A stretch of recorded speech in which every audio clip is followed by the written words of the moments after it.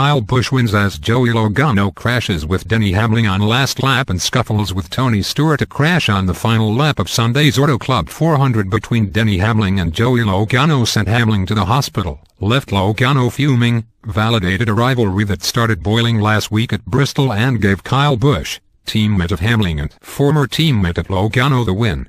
And in a separate incident, Logano left Fontana with another nemesis as Tony Stewart confronted him, pushing and swinging after the race because of a move that Logano made while the two were battling for the lead on the race's final restart with 11 laps to go. After that restart, which we'll get to briefly, Logano took the lead from Busch, who led the race's most laps.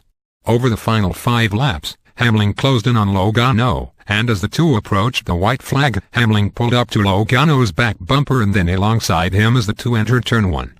Related, Kyle Busch caps off weekend sweep at Fontana. The two stayed even through turns 1 and 2 and down the backstretch, with Hamlin to the outside and Logano to the inside. They were in the same formation entering turn 3, with Logano hugging the white line and Hamlin just to his outside, tucked as tight as possible to the right side of Logano's car. As the two went through turns 3 and 4, Logano wasn't giving an inch. His car washed up the track a bit and Hamlin held his line.